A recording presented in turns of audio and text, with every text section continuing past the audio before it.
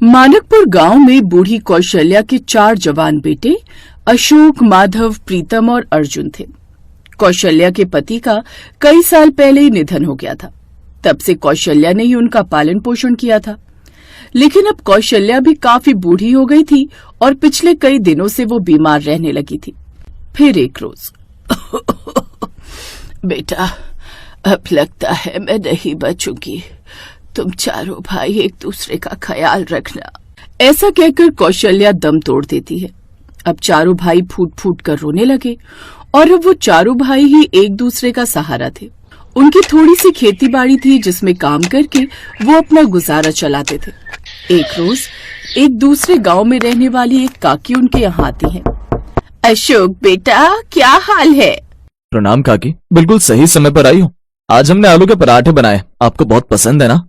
हाँ, लेकिन चाय के साथ। तुम बैठो तो काकी, मैं अभी चाय बना देता हूँ। काकी आलू का पराठा और चाय खाने के कुछ देर बाद, अब तुम लोग कब तक खुद के हाथ जलाते रहोगे? मैंने तुम चारों के लिए कुछ लड़कियां पसंद की हैं। ये लो उन लड़कियों की फोटो। अगर तुम्हें लड़कियां पसंद आ गई तो चारों की शादी एक ही मंडप में हो जाएगी। अब इसमें से जिसको जो पसंद है बता दो। उन चारों भाइयों को एक ही लड़की पसंद आती है। काकी, हम चारों को तो यही एक लड़की पसंद है। ओह सौंदर्या, अपने नाम की तरह ये दिखने में भी बेहद खूबसूरत है। तो क्या तुम चारों एक ही लड़की से शादी करोगे? कैसी बात कर रही हो काकी? हाँ, तो इसमें कौन सी बड़ी बात है? द्रौपदी ने भी तो की थी। और फिर एक ही लड़की पत्नी बनकर आएगी तो वो चारों भाइयों में कोई फूट भी नहीं डलवा पाएगी। नहीं तो एक घर में जितनी औरतें उतनी चिक चिक। मैं आज ही इसकी माँ से बात करती हूँ। फिर 1 महीने बाद चारों भाइयों की शादी उस लड़की से हो जाती है। मंडप में भी चारों साथ में फेरे ले रहे थे। ये देख कुछ लोग बातें भी बना रहे थे। हाय, आजकल तो शर्म नाम की चीज ही नहीं रही। देखो तो चारों भाइयों की एक पत्नी। छी छी छी छी, घोर कलयुग आ गया अब तो। शादी कर वो घर आते हैं। हाँ तो सौंदर्य, अब तुम हम चारों भाइयों की पत्नी हो। हम चारों भाई वचन देते हैं कि तुम्हें कभी कोई कष्ट नहीं पहुंचने देंगे। हम तुम्हें हर वो सुख देंगे जिसके तुम हकदार हो। हाँ बिल्कुल सही बात है। तुम्हें कभी किसी चीज की जरूरत हो तो हम चारों में से किसी से भी बेझिझक कह सकती हो। ठीक है जी। अब सौंदर्य चारों भाइयों के साथ खुशी खुशी रहने लगती है। कुछ महीने गुजरते हैं। एक रोज चारों भाई खेत में धूप में काम कर रहे थे, तभी अशोक की तबीयत बिगड़ने लगी। क्या हुआ भैया, आप ठीक तो है ना? पता नहीं, थकान ज्यादा लग रही है। ऐसा कहकर वो घर की ओर चला जाता है। शाम को बाकी तीनों भाई भी काम खत्म करके घर आते हैं। अरे, आप तीनों आ गए? अशोक जी कहाँ रह गए?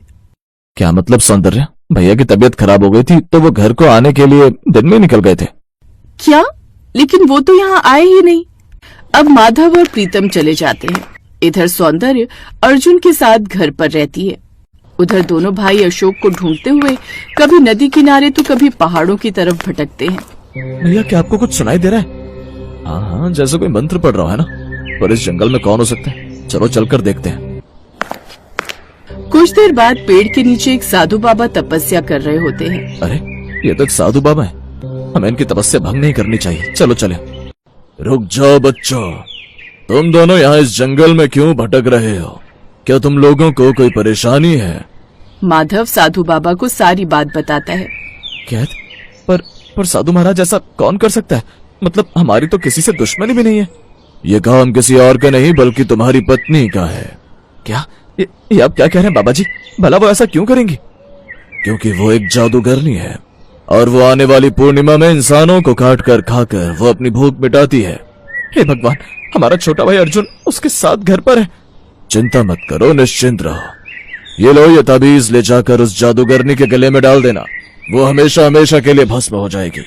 तुम्हारा भाई तुम्हें उसी के घर पर मिलेगा। तुम उसे वहीं मारकर उसका खात्मा कर देना, समझ गए? हाँ बिल्कुल ठीक है बाबा जी। अब दोनों वापस घर लौट आते हैं। अच्छा, मैं तो लुट गई, बर्बाद हो गई। अर्जुन जी भी गायब हो गए।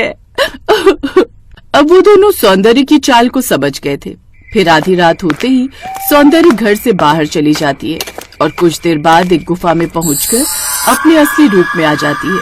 उसका पीछा कर रहे दोनों भाई उसका असली रूप देखकर हैरान रह जाते हैं। भैया ये तो अपने असली रूप में आ गई। बाबा जी ने तो सही कहा था कि ये एक भयानक जादूगरनी है। यकीन नहीं आता कि आज तक हम इसके साथ रह रहे थे। प्रीतम, वो देखो हमारे भाई अशोक और अर्जुन। वो दोनों जल्दी से झोपड़ी के अंदर आ जाते हैं। तुम दोनों यहाँ कैसे आए? तुम्हारा पीछा करते हुए आए। तुम्हें क्या लगा था कि तुम्हारा सच हमें कभी पता नहीं चलेगा? अब तुम्हारा खेल खत्म हुआ और तुम्हारा अंतिम समय आ गया है। तुम मामूली इंसान मेरा कुछ नहीं बिगाड़ सकते। अपने भाइयों की जान हम अपनी जान देकर भी बचाएंगे। जादूगरनी ये कहकर उन दोनों पर अपनी शक्तियों से वार करने लगती है। उसके वार से बचते हुए माधव बिना देर किए उसके पास जाता है और बिना देरी किए वो मंत्र वाला ताबीज उसके सीने में उतार देता है। आह! ये क्या किया? उस ताबीज के गले में पड़ते ही वो जादूगरनी जलकर भस्म हो जाती है। उसके मरते ही दोनों भाई आजाद हो जाते हैं। अब वो चारों एक दूसरे से गले मिलते हैं और अपने घर आ जाते हैं और सौंदर्य से हुई अपनी शादी को एक बुरा सपना मानकर हमेशा के लिए भूल जाते हैं।